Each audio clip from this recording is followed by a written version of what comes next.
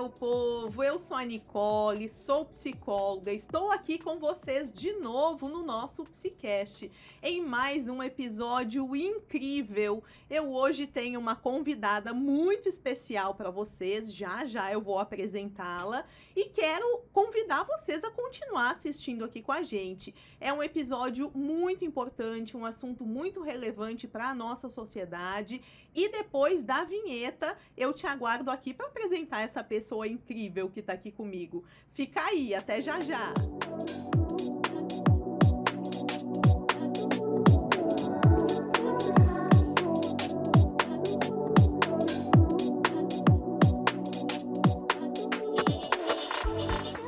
Estamos agora em definitivo para eu apresentar essa mulher incrível que, além de ser uma pessoa maravilhosa, é minha comadre e escolhi ela para ser madrinha da minha filha. Então, por aí vocês já tiram, né? Uma pessoa muito especial para mim, além de ser muito especial para muitas pessoas.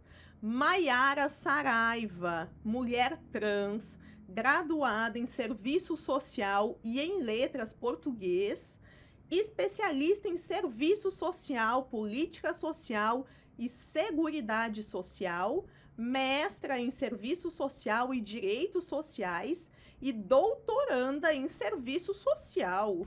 Seja bem-vinda, minha comadre! Que prazer ter você aqui nesse momento incrível para a gente poder conversar um pouquinho sobre vários assuntos.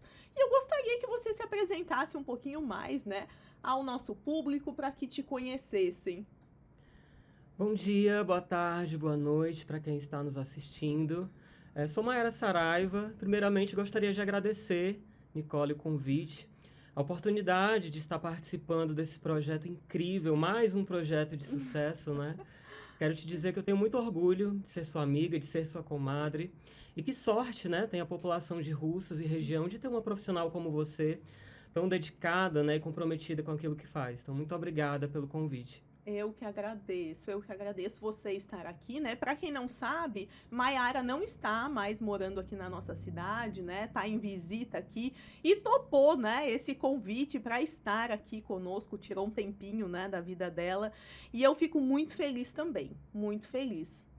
E vamos começar, né, então, o nosso Vamos. assunto, né? A gente escolheu hoje o tema do mês da visibilidade trans, né? Em janeiro, no dia 29 de janeiro desse mês, a gente comemora o mês da visibilidade trans, né? Dia 29 é o dia mais específico. Vocês conseguem entender a relevância desse tema, né? Quando a gente fala de visibilidade trans, a gente consegue entender que é um público que precisa desse olhar, precisa, né, que a gente olhe com carinho, olhe para a causa e entenda. E hoje a Maiara está aqui para falar um pouquinho sobre a trajetória dela, como ela se sente, como que foi esse movimento na vida dela, né, e para dar dicas aí para a gente, né, desse momento. Maiara, me conta um pouquinho, como é que foi a tua descoberta? Como é que você se descobriu uma pessoa trans? Como é que foi isso para você? Então, a transgeneridade não fosse, obviamente, o controle da sociedade sobre os nossos corpos, ela seria percebida de uma forma totalmente natural, assim como é a cisgeneridade, né? Então, eu acho importante a gente trazer aqui alguns conceitos. Uma Sim. pessoa cis é uma pessoa que se identifica com o gênero que lhe foi designado ao nascimento. Uma pessoa trans é que não se identifica com esse gênero. Nicole, por exemplo, você é uma mulher cis. Eu, Maiara, sou uma mulher trans. Então, assim, desde sempre, desde o momento em que eu me compreendo como sujeito no mundo, na verdade, eu sempre me identifiquei muito mais com praticamente tudo do universo dito feminino, né? Dos brinquedos, brincadeiras, nas roupas, acessórios, até a parte mais imaterial do gênero, né? O modo de ser, de agir, de me comportar. Eu sempre me reconheci nas outras meninas, eu sempre me vi nelas e sempre as vi em mim também. Existia uma identidade. Exato. Uma identidade feminina que era legitimada no convívio que eu tinha com as outras meninas. Eu era uma menina e não havia nenhum questionamento sobre isso. Mas aí o que a sociedade faz? Ela vai te dizendo, olha, você não pode brincar com esse brinquedo, você tem que brincar com esse outro. A tua fila de ir para o banheiro não é essa, é aquela. E quando a gente vai perguntar, mas por que que eu não posso estar com as meninas? Porque você é um menino. E por que que você é um menino? Porque o seu corpo é de menino. E aí, como é que uma criança vai ter maturidade para lidar com isso, né? Como lidar com a materialidade dos corpos. E aí, a gente vai aprendendo a gente vai buscando ser feliz a partir das condições que a gente dispõe naquele momento. Você vai aceitando, porque você não tem forças para dizer para aquele adulto, para aquele professor, para aquele familiar, não, eu sou uma menina, independentemente do que você está falando. E afinal de contas, você só era uma criança. Exato. Né? E a gente consegue entender, inclusive na psicanálise, né, que uma criança, ela não consegue entender o mundo da forma que o adulto entende, né? Então, teoricamente, a criança entende que o adulto quem deve conduzir aquela situação, porque eu, enquanto criança, ainda não sei de nada.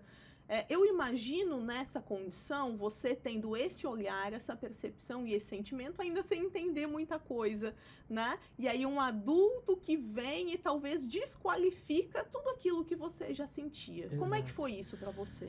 É um processo extremamente violento, né? Um processo de muitas privações. Você tem a sua vivência no gênero de uma forma muito limitada. Porque imagina, você, enquanto uma menina, não poder brincar com aquele brinquedo que você queria, não poder usar aquela roupa que você queria. Você vê as meninas brincando de uma determinada brincadeira e você não poder se juntar a elas. Então é um processo extremamente violento que vai tolhendo a nossa liberdade mesmo. E é muito difícil, porque a gente vai, como você falou, aceitando aquilo que nos é imposto.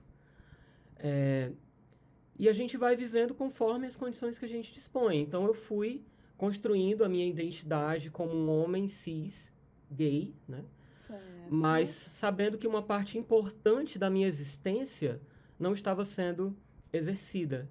Então vieram muitas crises existenciais por não conseguir que a sociedade, que as pessoas me vissem como eu era por dentro. Então esse era um processo extremamente violento. Uhum. Quando você diz, Mayara, desse processo que foi violento, né, das coisas que você sentia, né, do teu desenvolvimento enquanto homem cis, né, homoafetivo, como é que foi quando você descobriu e teve força, né, teve potência para poder afirmar e fazer o processo de transição? Aconteceu alguma coisa ou você acha que isso foi um processo natural? Como é que foi esse teu despertar para isso? Foi um processo muito lento, né? Porque à época a transgeneridade, as pessoas trans, né, no geral, eram vistas de uma forma muito negativa pela sociedade, uma realidade infelizmente não muito diferente dos dias de hoje. Nós sempre tivemos a nossa existência atrelada à rua, à prostituição, à marginalidade, à criminalidade. Então, na minha época de criança, de adolescente, as referências que nós tínhamos de pessoas trans eram sempre ligadas a esses estereótipos da caricatura, do humor. Então, eu não me reconhecia nesse estereótipo que era socialmente construído. Porém, em 2013, eu entrei para uma associação que tinha aqui em Russas, que era a ARGE, Associação Russana da Diversidade Humana, que à época era presidida por Luma Andrade, a primeira travesti a concluir um curso de doutorado no Brasil. E aí, eu sempre achei Luma incrível. Aí eu disse, não, eu acho que é esse o caminho que eu quero seguir. Você tinha uma referência de uma mulher trans ocupando outros espaços que não o espaço da prostituição, da Exatamente. marginalidade. Porque até então as referências que eu tinha de mulheridade eram sempre vindas de mulheres cis. E eu sabia que eu não podia ser uma mulher cis porque eu havia nascido com um corpo socialmente compreendido como masculino. Inclusive, por muito tempo, eu pensei justamente que eu nunca poderia me tornar uma mulher por conta disso. Porque como é que eu poderia modificar o meu corpo? Porque a gente ainda tinha muito essa concepção, ainda tem, né, até os dias atuais, de que mulher é a que nasce com vagina, homem é a que nasce com pênis. Sim. Como se um órgão genital definisse o gênero de alguém. Né? Uma visão extremamente genitalista, né, que a gente luta aí cotidianamente, né, contra. Então, quando eu conheci Luma, eu descobri ali uma referência de uma mulher que eu poderia me tornar. Isso foi em 2013, quando eu cheguei a iniciar um processo de transição de gênero. Cheguei a tomar hormônios femininos por conta própria, é uma loucura que eu não indico para ninguém.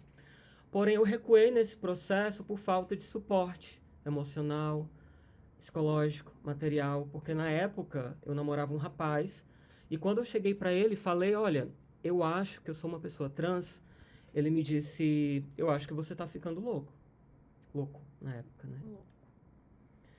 E na época, minha mãe havia acabado de sofrer um AVC, então eu não tinha a menor condição de dar seguimento àquele processo. E aí, o que foi que eu fiz? Eu abafei aquilo mais uma vez, dessa vez por 10 longos anos. E aí, só 10 anos depois, quando eu ingressei no mestrado, com acesso às leituras, às discussões em sala de aula sobre feminismos, sobre gênero, sobre relações patriarcais, com o suporte de professoras queridas que se tornaram minhas amigas, já em um relacionamento saudável com meu atual companheiro, né, que estou até hoje, eu descobri que eu já tinha o suporte que eu precisava para dar esse grito de liberdade. E aí veio dentro de mim uma vontade assim incomensurável de deixar vir à tona a mulher que sempre existiu dentro de mim. A mulher que quando eu dormia todas as noites, quando criança, quando adolescente, eu sonhava com ela. E hoje eu descubro que essa mulher sempre existiu. E foi aí que eu decidi, é a hora de transicionar. E aí vieram as primeiras roupas, os primeiros sapatos que eu sempre sonhei usar, as unhas.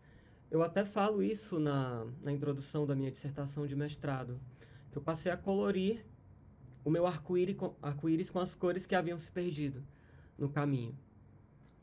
Que bacana, que bacana. Isso é muito bonito. Muito bonito esse processo de descoberta de uma coisa que sempre esteve ali, né? Mayara, você sabe que quando você fala isso, você sabe que Freud, em 1900 e pouco, né? Freud, o pai da psicanálise, ele já dizia assim, ó, o real orgânico não define sexualidade, né? Você imagina isso, né? Lá em 1920, 1910, né? Freud já tinha essa concepção da psicanálise, onde ele dizia assim, ó, não é um pedaço de carne ou uma ausência de um pedaço de carne que vai definir a tua sexualidade, né?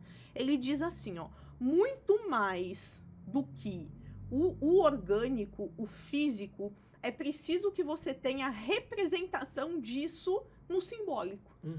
Como que você representa o teu corpo aqui na tua mente, né? E lá Freud já tinha essa concepção, né? E eu fico pensando que até hoje, né, essa atribuição simbólica social que as pessoas trazem ainda é muito relacionado ao orgânico, Exatamente. Né? Tem pênis, é menino, tem vagina, é menina. Desconsiderando toda a construção simbólica daquele sujeito e daquele pedaço de carne ou ausência de carne em um corpo, como se essa construção simbólica não existisse, né? Perfeito. E essa concepção, Nicole, que eu concordo plenamente, ela é abordada em diferentes perspectivas teóricas por diferentes autores.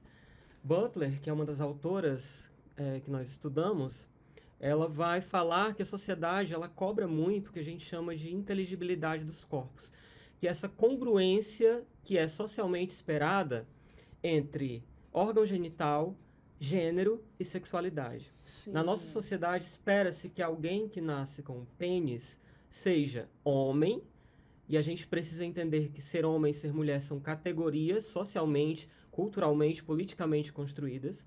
Então, espera-se que seja homem e que tenha uma atração sexual, afetiva pelo sexo oposto por mulheres. Ou seja, é uma congruência que é imposta. E aqueles sujeitos que estão fora dessa congruência, que não se reconhecem em um desses polos, o que acontece? São os corpos ditos dissidentes, né? A população LGBT como um todo enfrenta, né, um conjunto variado de violências e violações de direitos, justamente por não se encaixar nesse tripé aí. E as pessoas precisam compreender a diferença entre identidade de gênero e orientação sexual. Você quer falar um pouquinho sobre isso pra gente? Eu, Mayara, sou uma mulher trans, como eu falei no início do vídeo, porque eu não me identifico com o gênero que me foi imposto ao nascimento. Me disseram, quando eu nasci, que eu deveria ser um menino, mas eu nunca fui um menino. Eu sempre fui uma menina. O que aconteceu foi que, ao longo da minha trajetória de vida, eu tive coragem de expressar publicamente quem eu era e de construir a minha mulheridade. Essa é a minha identidade de gênero. Eu sou uma mulher. E eu sou heterossexual porque eu tenho atração afetiva e sexual apenas por homens. Porém, se eu me atraísse por mulheres, eu continuaria sendo uma mulher lésbica. Se eu me atraísse por homens e mulheres, eu seria uma mulher bissexual. E por aí vai, eu acho importante a gente esclarecer a diferença, porque tem gente que ainda fica sem entender quando vê uma mulher translésbica. Mas como assim transicionou para ficar com outra mulher? Não tem nada a ver, né? Não. Com o que você se sente atraído ou atraída daquilo que você se reconhece. Gênero é sobre quem eu sou, como eu me reconheço no mundo. Orientação sexual é por quem eu me sinto atraído. Por homens, por mulheres, pelos dois ou por nenhum. Perfeito, perfeito. Maravilha. Eu acho que isso é importantíssimo, né? Que a gente consiga compreender isso de fato. Agora me diz uma coisa, diante de todo esse processo, eu acredito que você tenha sofrido muito a transfobia, né? E eu queria saber como é que você fez com isso. Assim, você faz terapia, né? E como é que foi esse processo de terapia? Como é que a terapia te ajudou no processo da transfobia, autoestima, desse reconhecimento, do posicionamento social? Como é que foi um pouquinho e como é que você lidou com isso? Então, eu acho que quem é trans em uma sociedade transfóbica sempre vai sofrer violências, né? Violações de direitos, do momento que a gente nasce ao momento que a gente morre. A gente luta para que a gente consiga construir uma sociedade que seja diferente, né? Que compreenda a importância da diversidade humana, né? Mas, assim, sofri muito desde a infância, na adolescência, na infância, por não poder viver a minha infância com liberdade, né? Por não poder brincar com os brinquedos que eu queria, não poder vestir as roupas que eu queria, por ser tratada de uma forma diferente, por exigirem de mim um comportamento masculino que eu nunca tive. Na adolescência vieram as primeiras paixões, sempre negadas, porque os rapazes, eles olhavam para mim e viam um homem. E eles não queriam um homem, eles queriam uma mulher. E como dizer para eles, eu sou uma mulher, se a minha expressão de gênero naquele momento era masculina? E, inclusive, falando dessa questão do afeto, né, essa é uma questão muito importante que nos é negada, porque ainda existe muito essa cultura, justamente de uma parte da sociedade nos ver como homens vestidos de mulheres. Então, muitos homens não têm coragem de se relacionar publicamente conosco, né? Eles têm uma impressão de que, ao se relacionarem com uma mulher trans ou travesti, eles serão vistos como gays, né? Que é uma tentativa de invalidação tanto da nossa identidade como da heterossexualidade do outro. Né? Então, a dimensão do afeto ainda nos é muito negada. Quantas pessoas trans vivendo relações de forma pública vocês conhecem? Né? Então, esse é um problema que a gente ainda vivencia, fora todas as outras violências cotidianas. Pessoas que erram pronome, que nos chamam pelo nome morto, que nos tratam em um gênero diferente. Então, são microviolências que se atualizam nas relações cotidianas. E, para isso, eu acho importante a gente buscar suporte. Até para que a gente entenda que nós não estamos sozinhas, sozinhos. Eu faço hoje terapia, foi a melhor coisa, assim, foi a melhor decisão que eu já tomei, porque definitivamente a gente precisa de suporte para poder lidar com essas questões e entender que não há nenhum problema com você, que o problema é da sociedade, que a sociedade precisa se adaptar para compreender a sua existência. Para as pessoas que não podem, infelizmente, pagar um psicólogo, não conseguem pela rede pública de saúde, é importante buscar rede de apoio. Amigas, amigos que já passaram por esse processo, pessoas que possam ser um referencial de cuidado. Isso é muito importante, porque quando a gente fica solitário nesse processo, a gente tende a enfraquecer. Tanto que a taxa de suicídio de pessoas trans é altíssima. Pessoas que destransicionam pela pressão da sociedade, pela pressão da igreja. Vou até reformular, pela pressão do fundamentalismo religioso. Sim. Porque há muitas igrejas hoje que são inclusivas e que já compreendem, né, que Deus não vê gênero, Deus vê o coração de cada um. Maiara, você sabe, eu vou conjecturar aqui um pouquinho, né, nisso, porque quando você fala, né, disso, eu fico pensando no impacto do olhar do outro sobre o sujeito, né? E eu falo isso em qualquer esfera, né, de qualquer lugar. Na psicanálise, a gente diz que o sujeito ele é construído e constituído pelo olhar do outro. Não tem como a gente se ver e se reconhecer, né? Porque eu não sei o que eu sou, senão o que eu vejo em você, né? O que você vê de mim e o que eu vejo de você. Então, esse olhar do outro, ele é muito importante desde a construção do bebê para que ele se torne um sujeito, né? Isso é fundamental. Eu fico pensando como que é viver, né? Ou quão difícil é viver numa sociedade que te impacta diante de todos os olhares, talvez, de estranhamento, de não reconhecimento, né? E o quanto isso é forte, né? Mas, ao mesmo tempo, eu fico pensando que a gente não vive somente do olhar do outro, né? A partir de um momento, esse renascimento ou essa tomada de força, é preciso que a gente entenda que existe um sujeito aqui, né, que também tem essa força e que também precisa ser construído por outro caminho, né? Nem toda demanda precisa ser aceita, mas nem toda demanda precisa ser recusada, né? É preciso ter esse equilíbrio. Vamos entrar agora em um outro ponto, né? Eu queria que você desse dicas, né, para o pessoal que está nos assistindo, dicas para quem quer passar por essa transição, né? Como é que a pessoa pode fazer, o que que ela pode procurar.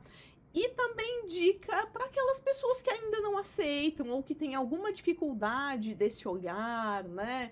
Ou que tem uma concepção mais rígida, né, das coisas, uma mente mais fechada, né? Como as pessoas costumam dizer.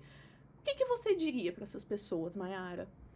Então, primeiramente, para quem deseja passar por esse processo e que está com medo, porque realmente é um caminho árduo, não é fácil, né? Não vou dizer que é fácil, mas é extremamente libertador, porque viver em um gênero que não é o seu é extremamente angustiante. E apesar de toda a transfobia estrutural, a liberdade ela tem um gosto que é indescritível. Ser quem você é não tem preço. E eu costumo dizer assim que a felicidade é algo que é intransferível. Só nós podemos ser felizes por nós mesmos. E eu lembro que antes eu pensava assim, nossa, será que eu vou chegar no final da minha vida e não vou ter tomado essa decisão? Eu vou olhar para trás e vou me arrepender. Isso te assustava? Muito. E foi daí que eu tive coragem, eu não olhei para os lados, sabe como quem vê uma luz no fim do túnel e corre em direção a ela e não olha para os lados, que é para não se permitir distrair? Assim eu fiz. Então, a dica que eu dou é, primeiramente, buscar o conhecimento, buscar informação. Se você deseja passar pelo processo com terapia hormonal, o SUS, né, que é o Sistema Único de Saúde, ele já oferta hoje o processo transexualizador, né, por meio tanto da medicação, né, da terapia hormonal, como por meio de cirurgias, intervenções. Hoje o SUS ele oferta. Infelizmente, não são todos os municípios do Brasil que dispõem né, desses serviços, mas vale a pena pesquisar. Maravilha. E buscar uma rede de apoio. Se você tem medo por conta da família, tenta buscar um referencial, sei lá, de um vizinho, uma tia, um amigo, uma pessoa que seja da sua confiança e tenta buscar esse auxílio. Perceber que você tem uma rede de apoio é essencial para você ter coragem de dar seguimento a esse processo. E para as pessoas, né, que ainda têm preconceito, que ainda têm dificuldade de aceitar, eu só digo o seguinte: o preconceito é sinônimo de ignorância. E o preconceito, ele só afasta. Ele só traz coisas ruins. Então, quando você age diante de alguém de uma forma intolerante, preconceituosa, você está colocando entre você e ela uma barreira que te impede, às vezes, de conhecer uma pessoa maravilhosa, de viver uma relação de amizade, ou mesmo uma relação afetiva, e pensar que todos nós somos iguais perante a Deus, mas somos diferentes. Nós não fomos feitos em série. Nós temos gênero, temos raça, temos sexualidade, somos de gerações diferentes. Nenhum ser humano é igual ao outro, porque nós não fomos feitos em série. Então, primeiramente, entender que nós somos diversos por natureza. E tentar abrir um pouquinho a mente, o coração, eu acho que é importante para que a gente consiga cada vez mais construir pontes ao invés de barreiras. E outra coisa que eu acho interessante, porque muita gente alega que não conhece, né? Que não sabe como falar, não sabe como se dirigir, né? Não conhece alguns termos. Eu acho que a minha sugestão é pergunte, né? Exato. Se você não sabe, pergunte. Exato. Né? Muitas vezes a gente não precisa saber tudo de fato sobre as coisas, né? Sobre nenhum assunto, né? Mas eu acho que é fundamental a gente reconhecer o lugar de não saber e de ir em busca de começar a saber, então. Exatamente. Se você não sabe como se dirigir a alguém, pergunta: por qual pronome você prefere que eu te trate? Qual é o seu nome?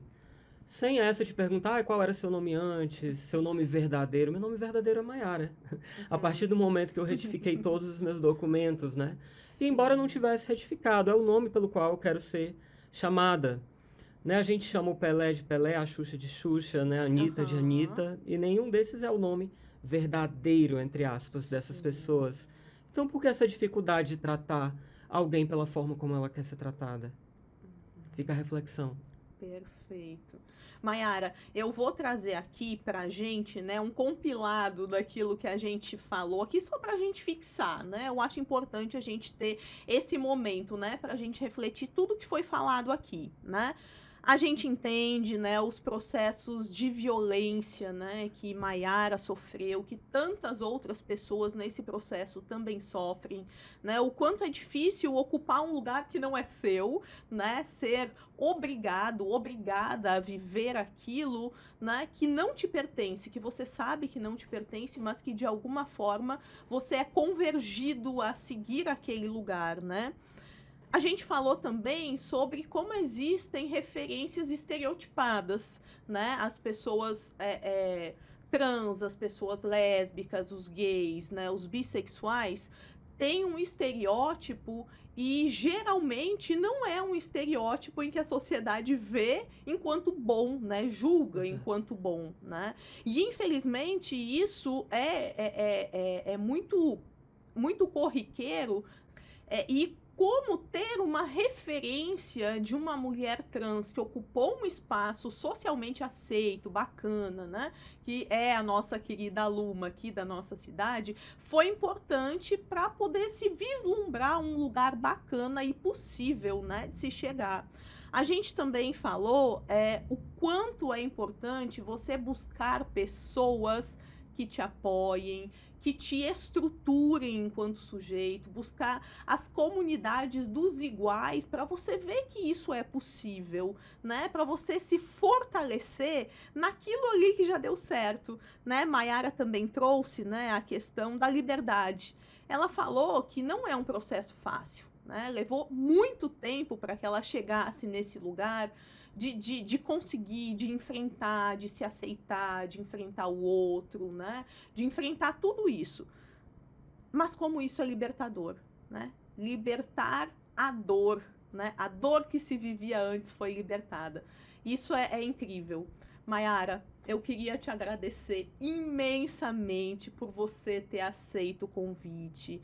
Esse momento foi muito importante para mim, né?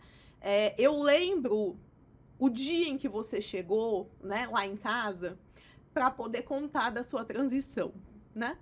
E isso me trouxe um sentimento de pertencimento mais forte ainda, né? A gente já tinha uma ligação de amizade, né? Se fortaleceu com o apadrinhamento, né, da minha filha. E quando você trouxe a questão da transição, eu acho que isso fechou no sentido de trazer mais amizade ainda pra gente, né? Eu lembro desse dia e eu fico emocionada porque eu me sinto privilegiada, né? Por ser tua amiga, por ser tua comadre, por fazer parte da tua vida de alguma forma. Me sinto privilegiada pelas minhas filhas fazerem parte da tua vida e elas terem essa referência de mulher que você é. Ai, gente, obrigada. O que eu falo agora? E você sabe que você foi um desses pilares que me deram força, que conseguiram fazer parte dessa estrutura que me permitiram mostrar ao mundo quem eu sempre fui. E eu lembro que eu tinha esse receio antes, né? Até falei para algumas pessoas, como será que a Nicole vai reagir? Será que ela vai se chatear porque agora Ivna não vai mais ter um padrinho, vai ter uma madrinha? E quando você me falou, eu ainda lembro, que sorte que minha filha vai ter de ter você. Nossa, isso foi tão importante para mim que você nem imagina. De saber que eu tinha alguém como você, parte da minha família, que estava me apoiando naquele momento tão importante da minha vida.